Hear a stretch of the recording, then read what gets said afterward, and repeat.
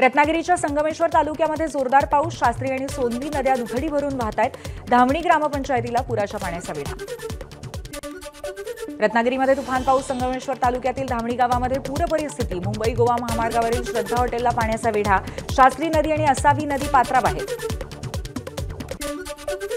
मुसळधार पावसामुळे रत्नागिरी जिल्ह्यामध्ये जनजीवन विस्कळीत। जिल्ह्यातील अनेक नद्यांनी धोक्याची पातळी ओलांडली। शास्त्री नदीच्या पाणी पातळीमध्ये वाढ झाल्यामुळे संगमेश्वर इथे रामपेठ बाजारपेठेमध्ये सुद्धा गंभीर पूरस्थिती।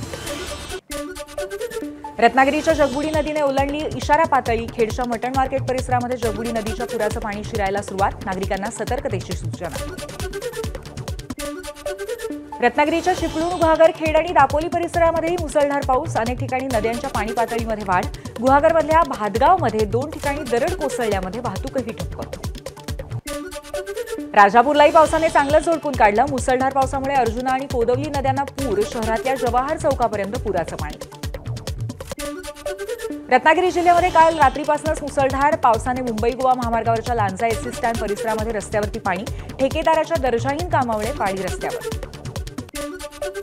माणगावच्या काळ नदी किनाऱ्यावरील सोनभैरव परिसरामध्ये आढळली मगरीची पिल्लं। त्यामुळे काळ नदी किनारी जाण्यास नागरिकांना सावधतेचा इशारा।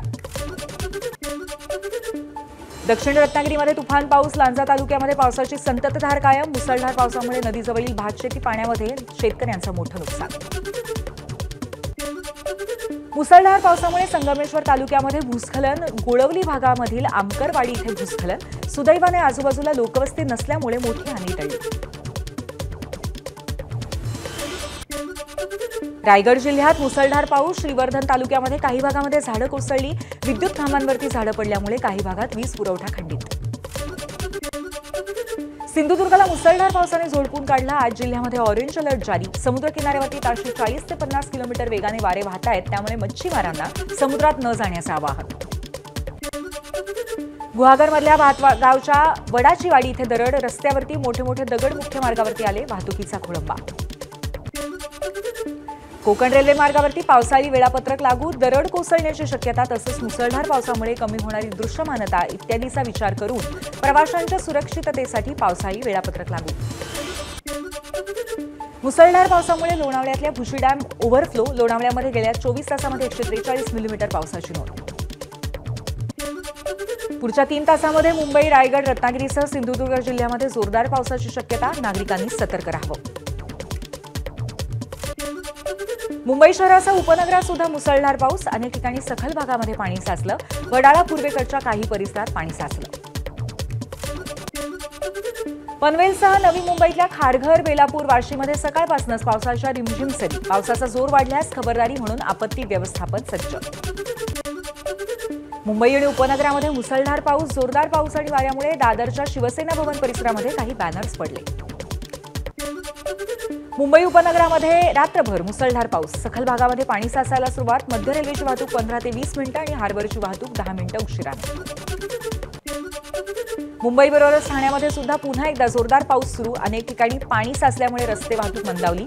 आजपासून शाळा सुरू होत आहेत, त्यामुळे विद्यार्थ्यांची तारांबळ। मुंबईसह उपनगरात पावसाची रिपरिप। पावसाने पूर्व उपनगरातील रस्ते वाहतूक धीम्या गतीने। पूर्व आणि पश्चिम द्रुतगती महामार्गावरती वाहतूक धीम्या गतीने। इंद्रायणी नदीमध्ये ड्रोनद्वारे पाहणी केली जाणार। कोणीही मिसिंग नाही, मात्र खबरदारी म्हणून ड्रोनद्वारे पाहणी होणार। जिल्हाधिकाऱ्यांची माहिती। पुण्यातल्या मावळमध्ये कुंडमाळ्याजवळील इंद्रायणी नदीवरचा पूल कोसळल्यामुळे मोठी दुर्घटना। 4घांचा मृत्यू, यामध्ये 3 पुरुष आणि एका 6 वर्षाच्या मुलाचा समावेश।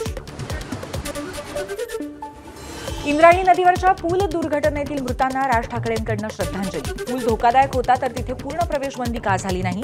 धोकादायक पूल पाडून नव्याने पूल का बांधला गेला नाही? राज ठाकरेंचा सवाल।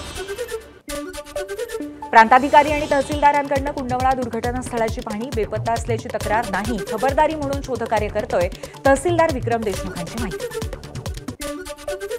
इंद्रायणी नदीवरचा पूल धोकादायक असल्याचा फलक लावण्यात आला होता, मात्र पर्यायी मार्ग नसल्यामुळे स्थानिकांना याच पुलाचा वापर करावा लागत होता। त्यामुळे कुंडमाळा पूर दुर्घटनेला जबाबदार कोण, असा सवाल। 10 जूनला नव्या पुलाचं टेंडर वर्क ऑर्डरची प्रक्रिया पूर्ण झाली होती, त्यामुळे काम सुरू का नाही झालं? संबंधित विभागाचे अधिकारी सांगतील। कुंडमाळा दुर्घटनेबाबत प्रांताधिकारी सुरेंद्र नवले यांची प्रतिक्रिया। कुंडवळा पूल दुर्घटनेमध्ये 2 ते 3 जण बेपत्ता असण्याची शक्यता. आतापर्यंत 51 जणांना वाचवण्यात यश. त्यातील 8 जणांवरती अतिदक्षता विभागामध्ये उपचार सुरू असून 32 जण किरकोळ जखमी. कुंडवळा पूल दुर्घटनेमध्ये अकोल्यातील तरुण जखमी. विजय येणकर या तरुणावरती तळेगावातील मायमर रुग्णालयामध्ये उपचार. मूळचा अकोल्याचा असलेला विजय येणकर चाकणमध्ये नोकरीला. कुंडवळा पूल दुर्घटनेतील जखमींवरती अथर्व रुग्णालयामध्ये उपचार. दुर्घटनेमध्ये योगेश बंड्रेलो आणि शिल्पा बंड्रेलो दाम्पत्य जखमी. मृत्यू डोळ्यादेखत पाहिला असं योगेश बंड्रेलो यांनी सांगितलं. इंद्रायणी नदीवरील दुर्घटनेतील मृतांच्या कुटुंबियांना 5 लाखांची मदत तर जखमींच्या उपचाराचा खर्च सुद्धा राज्य सरकार करणार. मुख्यमंत्री देवेंद्र फडणवीसांची माहिती. इंद्रायणी पुलावरती जवळपास 100 पर्यटक असल्याची माहिती समोर. पुलावरती पर्यटकांची जास्त गर्दी असल्यामुळे पूल कोसळल्याचा अंदाज. एबीपी माझा, उघडा डोळे बघा नीट.